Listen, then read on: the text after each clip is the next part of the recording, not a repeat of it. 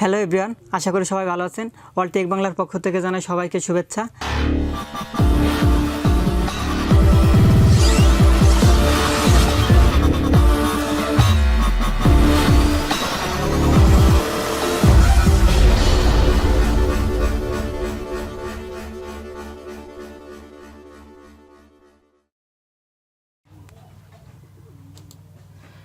এই পর্বে আমরা ইন্টারফেসের আরও কিছু বেসিক সেটিং দেখব, যে সেটিংগুলো আমাদের জানা অত্যন্ত প্রয়োজন।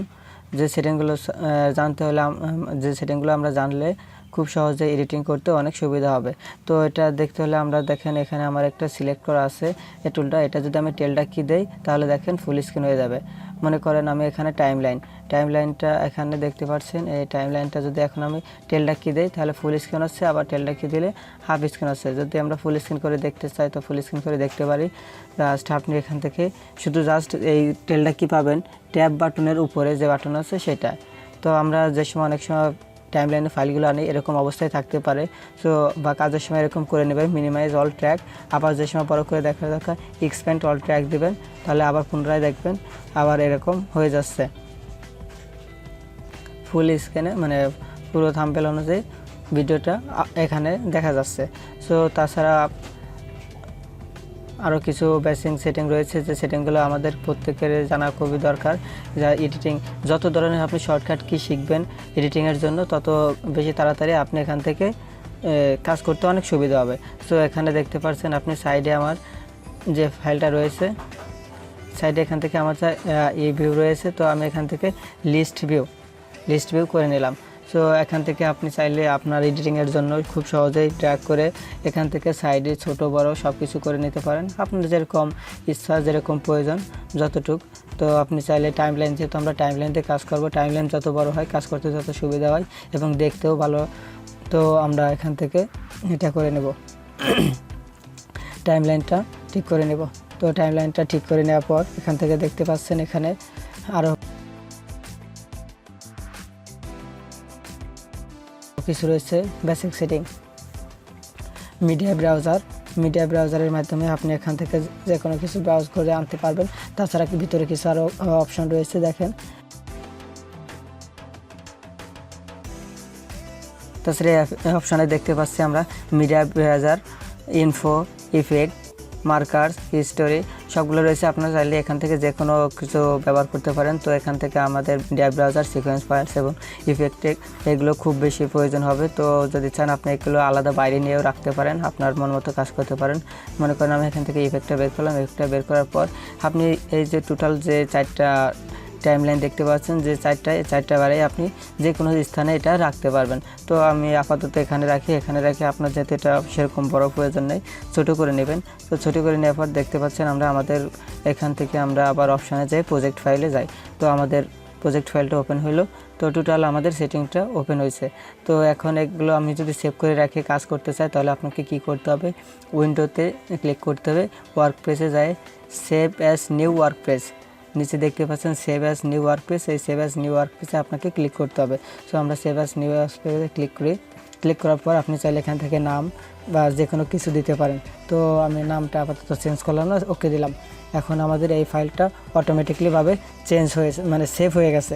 তো এখন আমি যদি চাই আবার পুনরায় ফিরে যেতে, তাহলে আপনি মনে করেন এখানে এডিটিং যদি দেন বা অল্টার শিফট +4 দেন, এখানে দিলে পরে দেখেন আমাদের যেরকম ছিল ঠিক সেরকম আসছে ঠিকই, বাট মনে করেন আমাদের সেভ করা ফাইল আসছে। তো এটা যদি আবার পুনরায় আসতে চান তাহলে যে রিসেট টু সেভ লেআউটে ক্লিক করলি বা Ctrl+Shift+0 চাপলে আবার আমরা পুনরায় আমাদের ফাইলে ফিরে আসতে পারবো। তাছাড়া এখানে দেখতে পাচ্ছেন যে অনেক ধরনের আরও ছোটোখাটো অনেক ট্রিক্স রয়েছে, যেগুলো আমরা কাজ করতে করতে আস্তে আস্তে শিখবো। তো আরও আপনাদের কিছু জানা দরকার এখান থেকে মনে করেন আপনার যে ভিডিও লেয়ার, ফটো যেমন লেয়ার থাকে, এটা ভিডিও লেয়ার। তো আপনি যদি এখানে লক করে দেন, লক করে দিলে আপনার এটা আপাতত কোনো কাজ করবে না, এটা অফ থাকবে। আবার যদি লক খুলে দেন আপাতত, মানে লক খুলে দিলে আবার এটা পুনরায় কাজ করতে পারবেন। চার যদি ভিডিওটা মানে স্ক্রিনে আসবে না, সেটা এখানে ক্লোজ দিতে পারেন। আর অডিও এখানে দেখতে পাচ্ছেন, এটা মিউট ট্র্যাক। আপনি যদি এটা মিউট করে অডিও প্লে করেন তাহলে মানে ভিডিওটা দেখেন, তাহলে আপনার এটা আর সাউন্ড হবে না। আবার এটা উঠে দিলে সাউন্ড হয়ে যাবে। তো আবার এখান থেকে আপনি চাইলে এটাও লক করে রাখতে পারেন, যাতে কোনোর সাথে কোনোভাবে ঝামেলা না হয়। তো আপনাদের কাজের সুবিধার্থে আপনারা এগুলো ব্যবহার করে থাকবেন ক্রমে, আস্তে আস্তে দেখতে দেখতে আপনারা বুঝতে পারবেন। তো এখন থেকে আপনি চাইলে যে কোনো ভিডিও, যে কোনো ফাইল এখানে ইম্পোর্ট করতে পারেন এবং করতে পারেন। তো আমি এখান থেকে আবার আরেকটা শর্টকাট কি দেখাই। তো এখানে মনে করেন আমার একটা ভিডিও ইম্পোর্ট করা আছে, ভিডিওটা আমি টাইমলাইনে আনবো। তো এখান থেকে আপনি প্লে করে আনতে পারবেন কোন জায়গা থেকে কোন জায়গা পর্যন্ত নেবেন, মানে কতটুকু আপনি সিলেক্ট করবেন। চাইলে এভাবেও নিতে পারেন প্লে করে, চাইলে আবার মাউস দিয়ে আপনি এভাবে কোন পর্যন্ত নেবেন নিয়ে ইন আউট করতে পারেন। তাছাড়া কিবোর্ডে একটা শর্টকাট কি রয়েছে, ইন এবং যে পর্যন্ত নেবেন এটা নেওয়ার পর ও দেবেন, মানে আইতে ইন এবং ওতে আউট, ইন এবং আউট হবে। তো শর্টকাট কি ব্যবহার করে আমরা প্লে করে কিবোর্ডের শর্টকাট কির মাধ্যমে এটা সিলেক্ট করে নিতে পারি। সিলেক্ট করে নেওয়ার পর আমরা এটা পুনরায়, যদি আপনি চান যে শুধু আমি ভিডিওটা দরকার, তাহলে যে ভিডিও দেখেন ড্র্যাগ ভিডিও অনলি, এখান থেকে ভিডিওটা নিয়ে আপনি টাইমলাইনে দিয়ে দেবেন। তো আপনার শুধুমাত্র ভিডিও যাবে, অডিও দেখেন আসে নাই, অডিও যদিও ছিল, এই যে সাইডে অডিও আছে, আপনি চাইলে অডিওটা নিতে দিতে পারেন যদি আপনার প্রয়োজন হয়। তাছাড়া এর পাশে ডিসপ্লে সেটিংয়ের একটা অপশন আছে, দেখতে পাচ্ছেন। এখানে আপনি চাইলে আপনার ডিসপ্লে এখানে যেটা প্লে হবে প্রিভিউ হবে, আপনি এটা ছোট বড় সব কিছু করে নিতে পারেন। আর এখানে ফুল আর হাফ আছে, এখানে চাইলে আপনার রেগুলেশন কীরকম ফাইল ওপেন হবে সেটাই আপনাকে দেখাবে। তাছাড়া আপনি এখান থেকে প্লে করে এখান থেকেও ইন এবং আউট করতে পারেন। তাছাড়া আমি যদি টেলডা কি চাপি, মনে করেন এখান থেকে টেলডা কি চাপলাম, তারপর ফুল স্ক্রিন হলো, এখান থেকে আপনি স্পেস বাটন যদি ক্লিক করেন তাহলে অটোমেটিকলি প্লে শুরু হবে। তো আপনারা স্পেস বাটনটা ক্লিক করার পরে এভাবে ছোট বড় করে প্লে করে দেখতে পারবেন এবং টেলডা কির মাধ্যমে ছোট বড় সব কিছু করে নিতে পারবেন। তাছাড়া আরও কিছু বেসিক সেটিং রয়েছে, যে সেটিংগুলো আপনার তো তারা প্রয়োজন। মনে করেন এখান থেকে টাইমলাইনটা আমাদের ডিলিট হয়ে গেল, টাইমলাইনটা থাকবে না, তো এখান থেকে যে কোনো একটা ফাইল থাকবে না, মনে করেন আমাদের টাইমলাইনে নাই, টাইমলাইন এখান থেকে যে ক্রস আছে ক্রস দিলেন চলে গেল। তো আপনি চাইলে কি করবেন, উইন্ডোতে ক্লিক করবেন, উইন্ডোতে ক্লিক করার পর নিচে দেখেন টাইমলাইন আছে, অথবা Shift+3 যদি চাপেন তাহলে অটোমেটিক আপনার টাইমলাইনটা পুনরায় আবার আপনার জায়গা মতো চলে আসবে যদি ডিলিট হয়ে যায়। তাছাড়া আপনার যে ব্রাউজারে ডিলিট হয়, যেটা ডিলিট হোক অটোমেটিকভাবে আবার চলে আসবে। তাছাড়া আপনি যদি চান আবার যে ইসের থেকে করবেন, উইন্ডোতে যাই করবেন, ওয়ার্ক পেজে যাই রিসেট, হ্যাঁ সেখান থেকেও আসবে। তারপর আপনি সিকোয়েন্স ফাইলসে ক্লিক করলে আপনার পুনরায় যেরকম টাইমলাইন হয়েছিল, মানে ভিডিওগুলো টাইমলাইনে সেভ করা ছিল, এডিটিং করতেছিলেন, ঠিক সেরকম ফাইলটা ওপেন হবে।